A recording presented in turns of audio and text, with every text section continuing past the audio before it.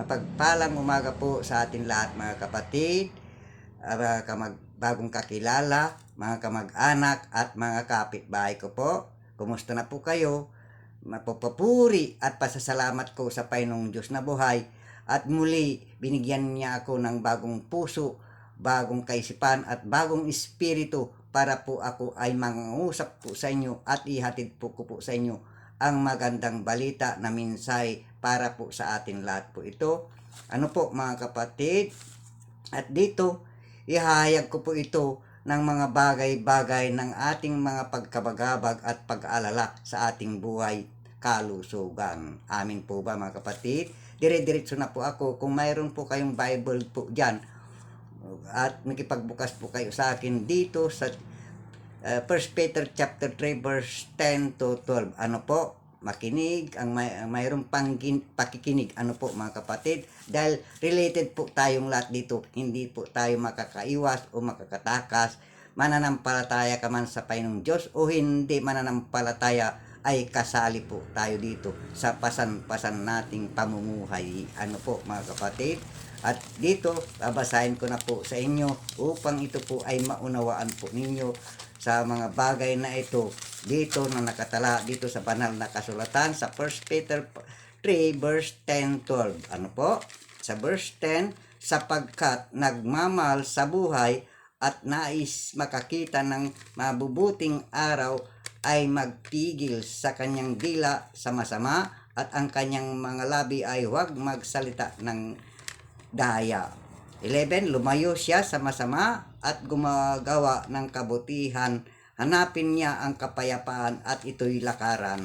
12. Sapagkat ang mga mata ng Panginoon ay nasa matuwid at ang kanyang mga tainga ay bukas sa kanilang mga panalangin. Ngunit ang mukha ng Panginoon ay laban sa mga gumagawa ng masama. Amin po ba mga kapatid? Papuri at pasasalamat ko sa Panginoong Diyos sa kanyang pagkasulat at pagkabasa at ito po ay inahayag po sa atin. Nawa ay samahan po tayo ng banal na espiritu ng Panginoong Diyos upang tayo po ay maunawaan po natin itong mabuti. Ano po mga kapatid? Ito po ay related po sa atin lahat po na hindi tayo makakaiwas sa mga bagabag at alalahanin sa ating buhay. Kagaya ko po, related po ako dito.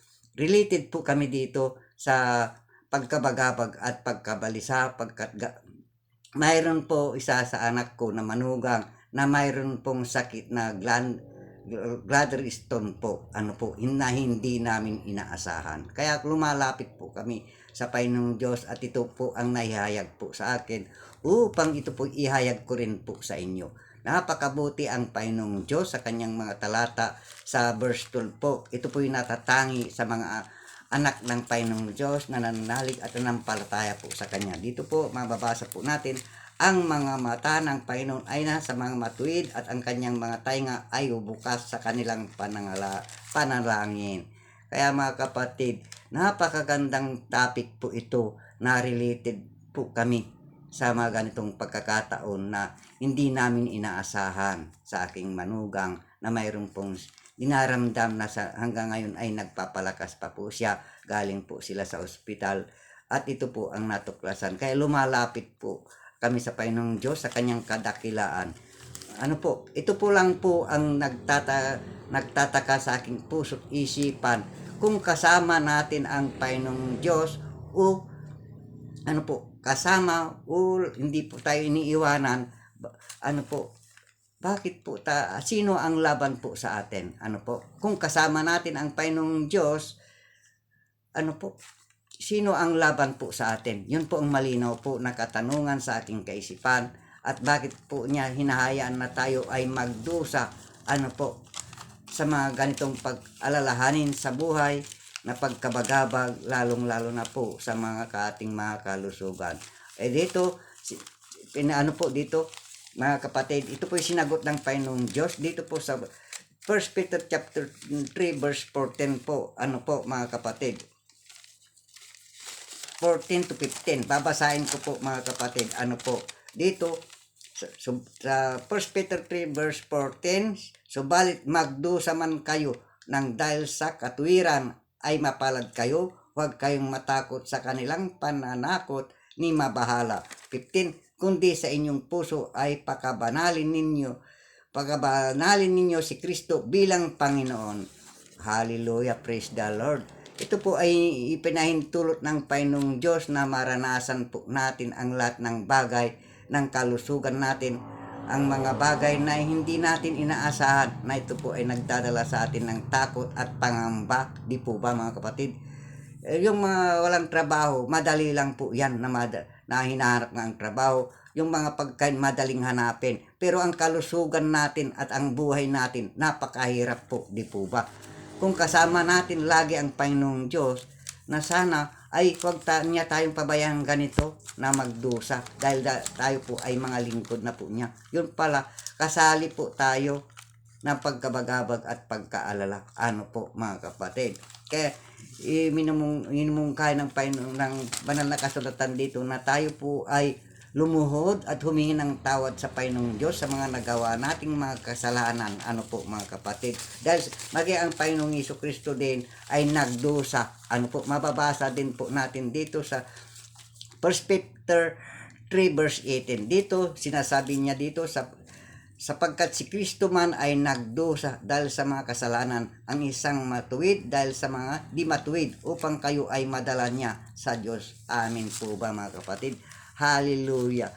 Purihin po ang Panginoong Diyos na buhay sa kanyang pagkasulat at pagkabasa at naihayag po natin. Ito po ang lagi kong hinahawakan, ang banal na salita ng Panginoong Diyos, upang kami po ay protektahan po niya at hindi kami gaanong bagabagin ng mga pagkabalisa. Ganun man mga kapatid, dumadaan po kami sa mga pabigat na pagsubok na ganito na hindi ko inaasahan, dahil gamit po ako ng Panginoong Diyos bilang isang mensahero po niya.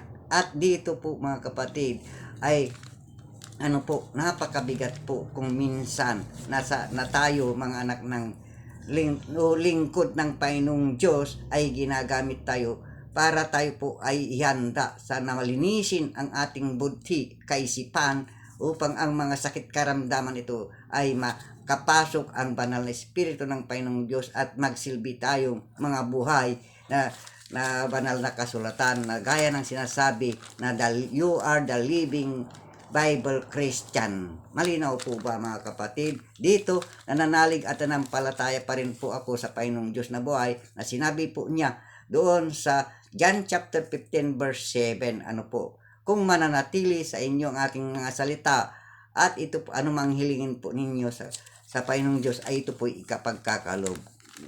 Po mga kapatid, dito, di lalong-lalo na po mga kapatid, dito sa Pilipos, kaya inilalagak ko po sa kanya ang kalagayan ng aking anak na mayroon pong sakit na bladder stone, ay po na pinapaalala ko po lagi sa kanya ang Pilipos chapter 4 verse 6 po. Babasahin ko po, baka kayo po ay mayroon din pong karamdaman po dyan, dahil hindi ko po alam kung anong sitwasyon ng bawat isa po sa atin, at ito po ang inahayag sa akin ng Panginoong Diyos na buhay dito po sa Pilipos chapter 4 verse 6 po. Babasahin ko po mga kapatid. Dito, huwag ka ngayong mabalisa sa anumang bagay, kundi sa lahat ng mga bagay sa pamamagitan ng panalangin at pagsamo na may pasasalamat, at ipaalam ninyo ang inyong mga kahilingan sa Diyos. Amen po ba mga kapatid? Papuri at pasasalamat sa mga bagay na ito na ipinagkakalob sa akin, upang ito po iparating ko po sa inyo, sa may sakit karamdaman, ganon din po sa aking anak na mayroon pong nararamdaman sa kanyang sarili, at nawa ay tugunin ng Panginoong Diyos ang kanyang aming kahilingan, na ito po ay pagalingin po niya, pagkat ito po siya po ang hinayaan po niya na magkaroon po siya ng sakit ng ganito. Siya rin po ang magpapagaling nito. Amen po ba mga kapatid?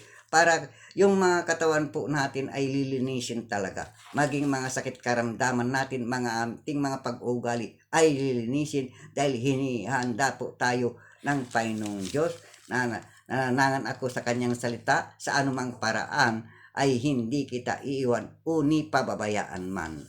Po mga kapatid, hanggang dito na lamang po mga kapatid ang kaya kong ibahagi po sa inyo na sana sa inyong kalagayan ngayon, kung mayroon po kayong sakit karamdaman, tandaan po natin ang mga salita ng Panginoong Diyos na nagsalita at pangako. Napakarami po dyan sa loob sa banal na kasulatan ang kanyang salita at pangako.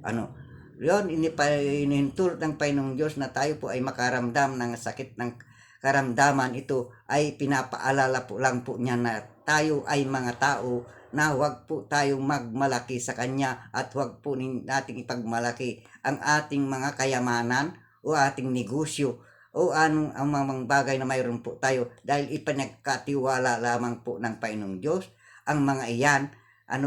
Pinagkatiwala po sa inyo yan. Maging ang ating sarili ay pinagkakatiwala din po sa atin kung paano natin gagamitin sa ikakabuti at kalooban ng Panginoong Diyos. Amin po ba mga kapatid? Ito po ay lagi kong inaalala. Araw-araw po akong nagbabasa ng Bible at doon po pasok po ang Banal na Espiritu na tinutulungan po niya ako kung paano ko ipagtugma-tugmain po ang lahat ng mga ito sa tulong ng gabay ng Banal na Espiritu ng Panginoong Diyos. Amin po ba mga kapatid? Kaya kapatid, maraming salamat sa gabay at patnubay po ninyo sa akin.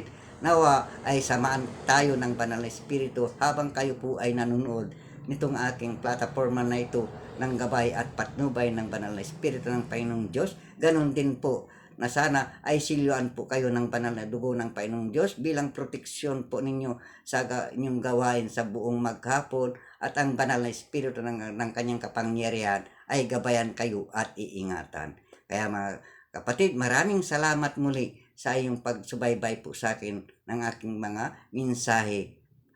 God bless po. Salamat!